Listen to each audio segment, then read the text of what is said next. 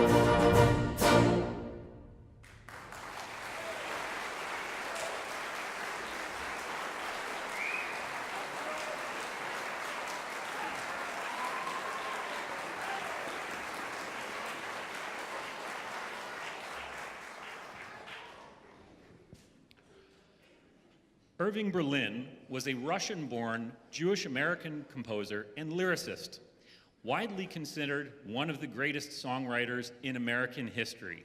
His music forms a great part of the great American songbook. He, of course, is well known as the composer of Alexander's Ragtime Band, which sparked an international dance craze in places as far away as Berlin's native Russia. He wrote hundreds of songs, many becoming major hits, which made him a legend before he turned 30.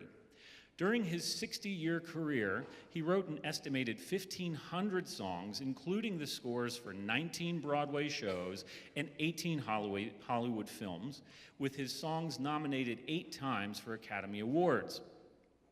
Many songs became popular themes and anthems, including Easter Parade, White Christmas, Happy Holiday, This Is the Army, Mr. Jones, and There's No Business Like Show Business. His Broadway musical and 1942 film, This Is the Army, with Ronald Reagan, had Kate Smith singing Berlin's God Bless America, which was first performed in 1938. Smith still performed the song on her 1960 CBS television series, The Kate Smith Show. The manuscripts in the Library of Congress reveal the evolution of the song from victory to peace. Our arrangement this evening by Eric Leidzin embodies the power and spirit of that America Irving Berlin conceived.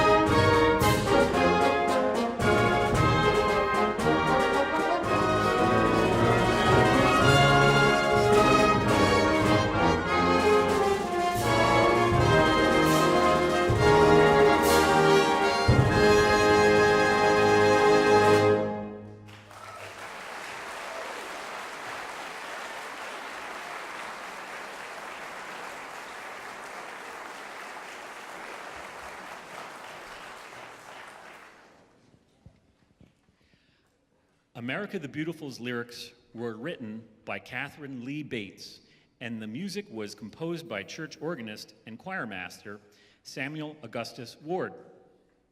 Bates originally wrote the words as a poem, Pike's Peak, first published in 1895. At that time, the poem was titled America for publication.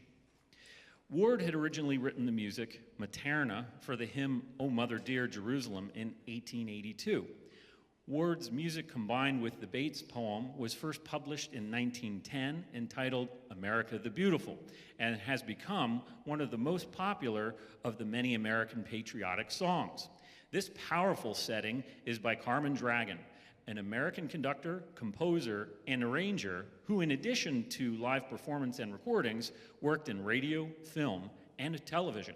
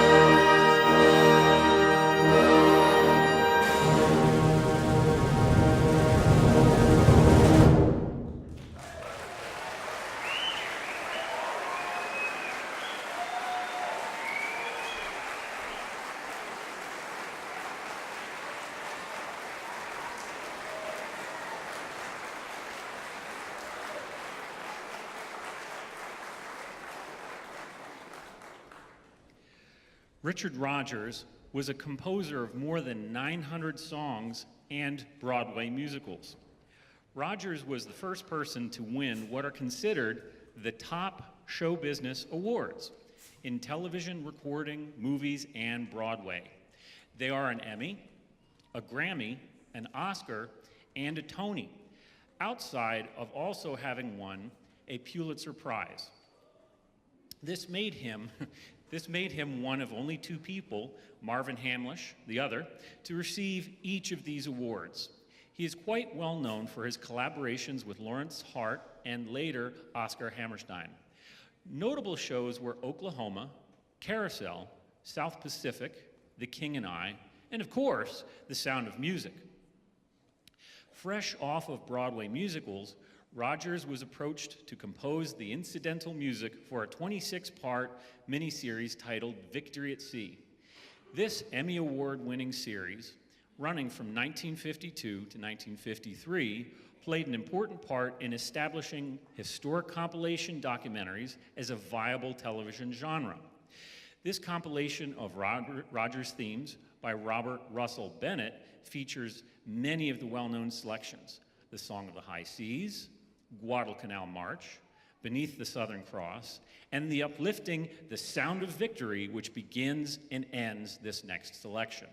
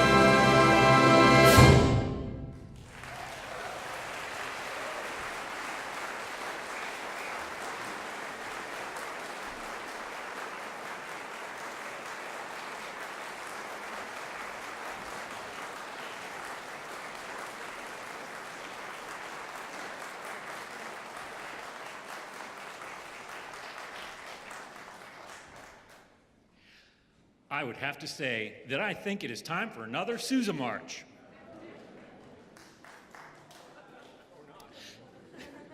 El Capitan originally began as an operetta in 3 acts, with the music by John Philip Sousa and the libretto by Charles Klein. It was his most successful stage work, running many years, receiving hundreds of performances at home and abroad. And I think the story is worth telling. Here is a brief synopsis. Don Enrico Mediguia is the viceroy of Spanish-occupied 16th century Peru and fears assassination by rebels. After he secretly has the rebel leader El Capitan killed, he disguises himself as El Capitan. Estrelda, the daughter of the former viceroy Cazaro, impressed by tales of El Capitan's daring, falls in love with the disguised Mediguia, who is already married. Meanwhile, Mediguia's wife Marganza and daughter Isabel, who is being wooed by the handsome Verrada, search for him, and the rebels capture the Lord Chamberlain, mistaking him for the viceroy. Mediguia lands the hapless rebels against the Spaniards, taking them in circles until they are too tired to fight. The Spaniards win, the mistaken identities are revealed, the love stories are untangled, and the story ends happily. The march we are performing this evening is comprised of themes from the operetta.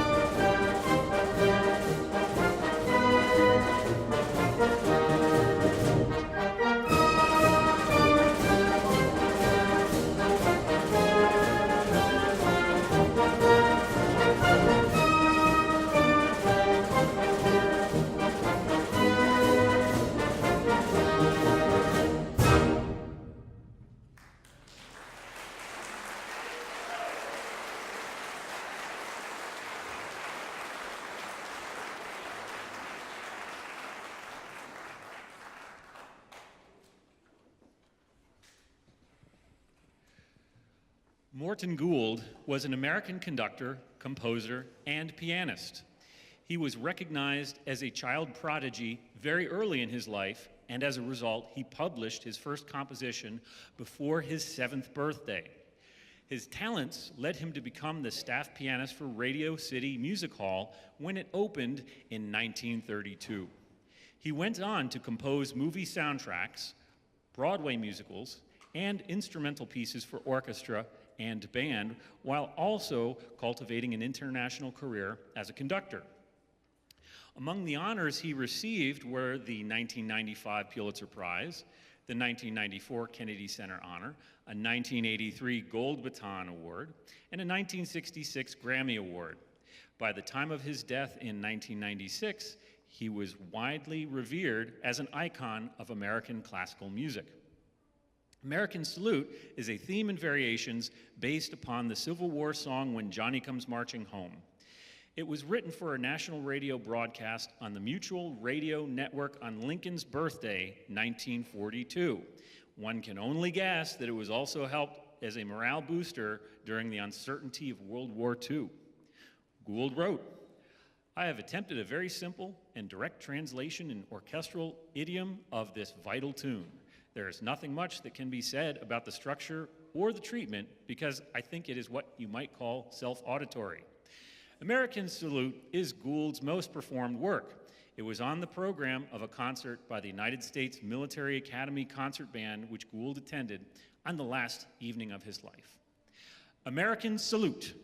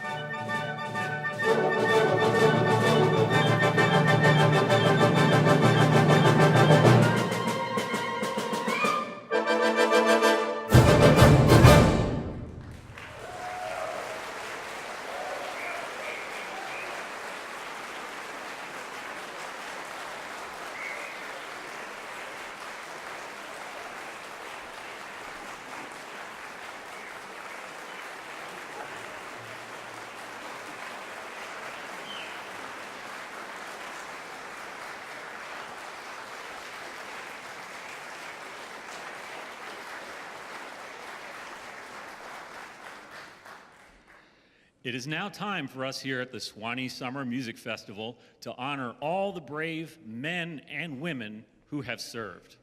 In this Armed Forces Salute, arranged by Bob Loudon, we would be delighted to have those who have served to stand when their song is played. In this arrangement, they will be heard in the following order: the caisson song for the Army, Semper Paratus for the Coast Guard, the Marines hymn, the U.S. Air Force, and Anchors Aweigh for the Navy. And now, the Armed Forces Salute.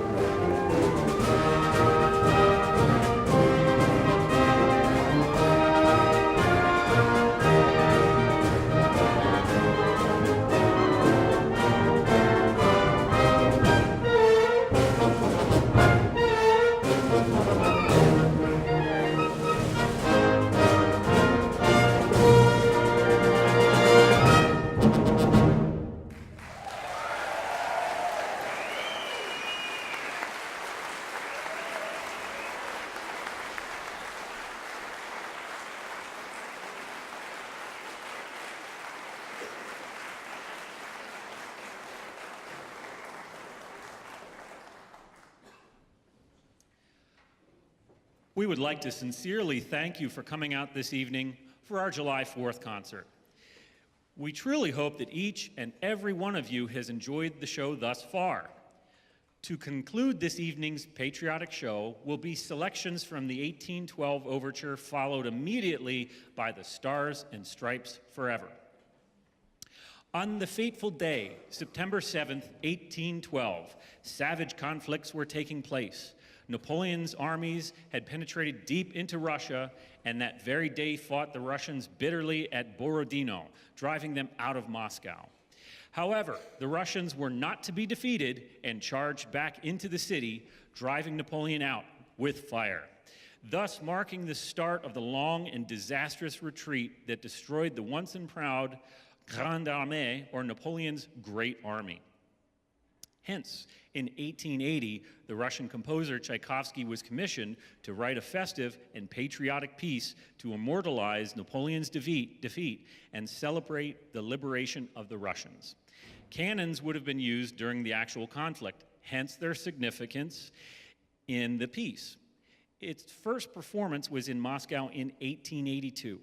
The spirit of independence and victory captured in this work are probably the all-time reasons this work has been adopted for American Independence Day concerts. The Stars and Stripes need no explanation as such. But to quote the Philadelphia Public Ledger, May 15th, 1897, "It is stirring enough to rouse the American eagle from his crag and set him to shriek exultantly while he hurls his arrows at the aurora borealis."